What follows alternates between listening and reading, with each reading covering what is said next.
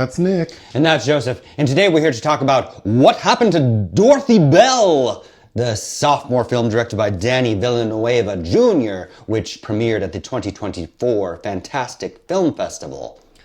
Do you know Danny Villanueva Jr.'s first film? No, it was called I Dream of a Psychopomp from 2021. Well, that sounds cool. Well, we just talked about a psychopomp with Azrael. What is this film about? Ozzie Gray video documents her investigation into the traumatic events from her early childhood, which involved her late grandmother, Dorothy Bell. What is your pull quote? You'll be asking the same question as the film's title once you realize its most interesting element is quickly dispatched in this teenage ghost sleuth, which feels like the low-grade DIY version of I Saw the TV Glow meets The Ring. Oh, well, that's accurate. Mine. While there are some interesting elements, What Happened to Dorothy Bell may have benefited from focusing more on the titular character. Surrender, Dorothy! What is the story about? There's a young person named Ozzie, played by Asya Meadows. And they seem to be suffering from some mental health issues related to a traumatic event that happened when they were younger. And as far as Ozzie knows, they were involved in a bad car accident, which has left them scarred. But one day through a series of events, Ozzie learns that actually their grandmother tried to kill them. The grandmother being Dorothy Bell. So Ozzie goes on this investigation and learns that the grandmother, Dorothy Bell, had started reading a book. A crimson book. And that book was known to influence people to commit heinous acts. And the book was called Welcome Home. But Ozzie learns this through not only some very easy online investigating and a very easy meetup with a man who does YouTube videos, but also Ozzie visits the library Dorothy Bell used to work in, because Ozzie's also on the internet and looks up some urban legend site and finds out that their grandmother was called the witch librarian. I feel like I've met a few of those. So it seems that the urban legend is that this woman, Dorothy Bell, haunts the library she used to work in. So Ozzie goes to spend some time at the library, and this is a found footage film, to document anything they can about Dorothy Bell. And it ends like all these movies do, where the protagonist confronts the evil spirit and in this instance does not defeat it. Instead, Ozzie becomes possessed by whatever possessed their grandmother. The end. And there you have it. There you have it. Immediately I thought of library, ghosts, the opening of the first Ghostbusters film. Oh, sure. Well, and so then the opening of this film, speaking of interesting elements, I think the opening was a good start. First off, I agreed to watch this film because I watched the trailer and I thought the actor playing Ozzie, whose name is Asya Meadows, I thought seemed really interesting, has a great look, great vibe. So that's what drew me to the story. Also, the actor playing Dorothy Bell, I also found appealing. Arlene, Arnone, Bibbs. Well, she was giving me Deborah Logan vibes. That, maybe, I was saying it would have been fun to pair her against Catherine from The Front Room. Oh, yeah. Catherine Hunter's character. But the opening, again, this found footage, like who's holding this old camcorder and why for how long. But it's clear that someone who ends up being Ozzie is perusing this old footage. But to me, the opening felt like a more accessible Skinamarink. That's what I was going to say, yeah.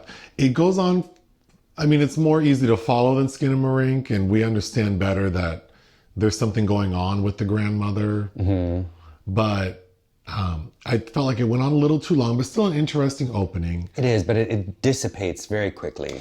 Yes. The other interesting element is that we see Ozzie doing telehealth therapy sessions, so like via Zoom, with her therapist, their therapist, played by Lisa Wilcox, who's I guess genre enthusiasts will recognize Ms. Wilcox from A Nightmare on Elm Street 3 and 4. I thought those were probably the best moments in the film. Yes. They also feel the best produced. Yes. Because we're really stuck kind of with Ozzie, usually not in frame, running around this library that it looks like they had access to for 2 nights while they... So what didn't work for me? I think the production values lower than I would have cared for. Like, obviously this is an independent film. I think the story, it was interesting initially, but then, like you said, we spent a lot of time in this library and this sort of demonic force that's a result of this book, which is called Welcome Home. We find out through a character named Amir. Played by somebody credited as Sargon. Which I like the name. Yeah, that actually make a better character name. Yeah, well, I was thinking that was the character name. He has a YouTube channel where he explores like urban legends and other things like that. And he's talking about this book, saying that this book is related to some other insidious events. Mm-hmm. Sure. And I thought that felt kind of crazy. Like this is all a stretch. If only these demons would realize that the children don't read books anymore, so their legacy will be stopped. But after we learned that, which, I mean, it's all very formulaic for all these movies, right? Like something weird's happening, then the protagonist finds someone who provides this exposition dump, letting us know what's happening, yes. And then they confront the thing and either defeat it or succumb to it. So the thing is, like with an indie film, you know, where you don't have all the resources, which is completely understandable, but that's where you learn to excel in storytelling and not being derivative. It is how I feel that should work. Yeah. Also, so I immediately, for some reason, thought of the film Imaginary. Sure. Which we gave a poor review to. Well, because it's not good. No, it's not. But thinking about that film and the story being kind of ridiculous, generic, but the production value's higher, cinematography's better, the performances are arguably better. In this one, I do think all of the performances, except for the therapist and Dorothy Bell, were subpar. I'm sorry. I don't think the actor playing Ozzie was able to carry the film. No, and this is their first. I think they have a previous credit as basically an extra in a film, but I think there's a lot of personality I think that would be needed, and the character of Ozzie seems kind of medicated, very flat. And there's one there's one therapy session where Ozzie stops the therapist and is like, my coffee's ready. That took me out. And, wait, aren't you? Who's paying for this session? Right. Okay. And that therapist politely sits there and then gets possessed, of course. Which I thought was one of the better, like probably the best scene of the film. It is, but I mean, you couldn't find any other, like, my coffee's ready. Yeah, there was no other device to sort of distract. But Ozzie and Meadows, I did like their vibe. They kind of remind me of Simone, the winner of Drag Race, RuPaul's Drag Race. So I like their vibe, but yeah, the performance is very flat. I agree. Just getting to what I thought would have been a better story, I would have preferred we focus on Dorothy Bell, this sweet-looking grandmother who kind of rapidly devolves, because we're told in the film that Dorothy Bell seemed fine. There was no apparent decline, and then one day she just snapped. So I think that would have been interesting to spend maybe the first act of the film seeing this loving grandmother who adores her grandchild kind of change, then something tragic happens, and then through some research or whatever, discover what caused it. We should have focused on Dorothy Bell. I agree, and then I'm confused about Ozzie's relationship with their parents. Who we meet the dad, Michael Hargrove, who has a small part in the last reboot of Candyman. But there's some voice work from Ozzie's mother that is terrible. I hate to say it with indie films, but yeah, I thought that the voice work for the mother was pretty bad. Because she's leaving a voice message to her kid on the answering machine, and it is it's chaotic. It's just... like, I'm worried about you. I haven't seen you. This is the last time I'm calling you. We're done. Don't like, oh God, okay. We needed another take on that. Then Ozzie goes to the library their grandmother worked in, and I thought the library staff was a little crunchy. Well, Ozzie shows up recording because, of course, this is found footage. And then if I was that librarian, I would have been like, I don't want to be on camera. Well, they do at a point after they're kind of, awkwardly telling Ozzie, we don't know your grandmother. Clearly they do. And then the one librarian says, we don't allow recording. And Ozzie just keeps recording. But wouldn't that be the first thing? If I'm working and someone comes up and they're recording, the first thing would be like, what are you doing? Then Ozzie continues to roam around. Well, the library staff tells Ozzie, the library's closing, you can't come in. So Ozzie kind of lingers in the lobby and bumps into the maintenance man. And he says, oh, are you so-and-so's child? Yes. Oh, we were friends. What's up? Oh, I'm trying to investigate my grandmother who worked here. Do you think I could come in? And the maintenance man lets Ozzie in while he maintains. Mm-hmm. So maybe for like an hour. I didn't love that character's performance. No, and it's also just really crunchy because he comes to get Ozzie saying like, I gotta clock out, my shift is done. And Ozzie goes, I want to stay another 15 minutes. And it's like, no, you have to. Like, he does allow Ozzie to come back a few more times. Mm-hmm. The final time he snaps on her because something happens, like he hears a loud noise. I thought that was weird. Like, you let this person visit all these nights and now you want to be mad about it? All right. Okay, so a few things I didn't understand. You already mentioned I didn't quite understand Ozzie's relationship with their parents, like why it's so strained beyond... Well, beyond the fact that they lied to them. Lied to them about their, like, what happened on the night that they were badly injured. But they seem estranged before Ozzie learns that. Mm-hmm. Then we find out that Ozzie ends up renting the house they grew up in mm-hmm. off of a Craigslist ad because... like Ozzie can afford it. It's really cheap because of what happened there. And that's how Ozzie learns about. Right.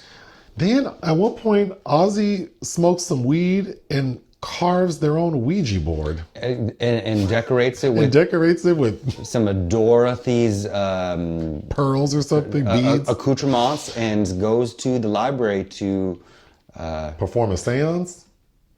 We also, the ubiquitous, with any sort of haunting film, a lot of flies, yeah. Which always reminds me of Jamie Foxx's, I think his first Comedy Hour special, where he talks about Africa mm-hmm. and how there's a lot of flies in Africa. That's what I always think whenever these movies just want to throw in flies. Again, I think the best part of the film are the therapy sessions, and while the one where Ozzie gets up to go get their coffee, mm-hmm. we do see that the therapist's face gets frozen. I thought that was creepy. And contorted. And then contorted, and then like their neck snaps. And then the best part of that scene is the camera gets frozen. So now Ozzie is like typing in the chat to their therapist mm-hmm. and is saying like, I think something's wrong. Should we disconnect? The therapist says, that's fine. Ozzie says, do you have any homework for me? And the therapist types back, kill yourself. And Ozzie types back, WTF. And the therapist writes, heal yourself. Oops, typo, sorry. That was unbelievable. Damn autocorrect. But also, that's the homework, heal yourself. I also thought, Dorothy Bell, we see her in the beginning. That scene's kind of creepy because even though it goes on too long, we see that little Ozzie is playing hide and seek with the grandmother. However... and recording it. Which doesn't make sense. But before they start playing hide and seek, we hear Ozzie's mother on the phone talking to the dad. So like the mom is not at home. She's calling the dad who is at home with Ozzie, saying, I still can't find Dorothy. Mm-hmm. So Dorothy shouldn't be in the house, but then we see her playing hide and seek with Ozzie. But Dorothy looks like something's wrong with her, and we see a lot of flies around her. So I thought that worked well. Then we see interrogation video of Dorothy Bell at the police station being interviewed. Yeah. And I thought that was more effective than all the library stuff. It was. It still felt cheap, though. Still felt like it could have been done better. Then the YouTube channel that Amir runs is called The Book That Killed. Uh-huh. And so he does this segment on this Welcome Home book written by Albert Thurman. And we're told that Albert Thurman is like a warlock who's haunted the words in this book. Then we hear Amir saying that this is where I really lost interest, because Amir is... Ozzie does a very easy Google search and only one result pops up. Just from writing Welcome Home Albert Thurman, there's only one result. When's the last time you only saw one result? That's never happened. No. But Ozzie clicks on the link, gets to the YouTube page, emails Amir, and immediately gets a response saying, let's meet tomorrow. Uh-huh. Ozzie goes to meet him. And then the meeting place is just like out in the wilderness at a picnic table. Like, you know what that felt like? Every episode of Catfish on MTV. Yes. With good old Neve trying to make sense of things. Except this felt like budget constraints where we also don't want anyone interrupting the take. Right. And Amir's explaining that book, like he can't believe that Ozzie has the book because this book has been elusive, like Mariah Carey. Like he says it's escaped police evidence. Mariah Carey or her voice. So the boys, like, we have to destroy the book, but Ozzie doesn't want to. And that's when we get to the final scene, which is Amir and Ozzie get to the library. Immediately, Amir becomes possessed. Budgetary constraints would provide us with scenes where, Amir goes out of frame to scream and then comes back with his arm ripped off, and much like how our cat acts. Yes. Yeah. You mentioned that this film was giving like Blair Witch mixed with Smile, obviously on a very lower level. Yeah. Although we do get a moment where we see Dorothy Bell in the library facing the corner like the damn Blair Witch. Mm-hmm. Another moment that took me out is we see that Ozzie has a big ass butcher knife hiding in the crack of her ass. How is that possible? Well, we know... And we see her running, bending over. Like, we know they weren't sitting down at all. That was crazy. With that butcher knife back there. But then in the end, Ozzie gets back home because earlier in the film, I don't know why we never see Ozzie's mom. We only ever hear her in the opening, on the answering machine, and in the middle when they come over to check on Ozzie. Mm-hmm. And Ozzie freaks out, telling them, I don't want to talk to you. You lied to me. Pulls a butcher knife on her dad and leaves. But at the end, when Ozzie gets back home from the incident, the dad comes over and starts reading to her from this book that the grandmother used to read to her from. That we have a recording of Dorothy Bell reading from. And what is it called? Welcome? It's something about a sad blue balloon. Something like that. And the dad's reading to Ozzie while Ozzie is clearly possessed with flies flying around. The end. Mm-hmm. Yeah. I'm sorry to say I did not care for this. I didn't either. I mean, again, not to trash labor of love that obviously had to depend on the kindness of strangers to get made on a shoestring budget, most likely. But again, my point being that you don't have all the bells and whistles, but you can still tell a good story. And this just feels like too many other things, really relies heavily on tropes. And then, and again, it's hard to find somebody to lead a film that, not going to get probably paid for the amount of work that they're putting in. And I just find this lacking on almost every front. I agree. What would you give What Happened to Dorothy Bell? Not to mention I have a step relative. That's right, your step grandmother. That has this name, and I've never asked this question about her, and I'm not now. I would give it 2 out of 5. Yeah, I would give this film 2 out of 5. Join us on Patreon and listen to our podcast. Bye.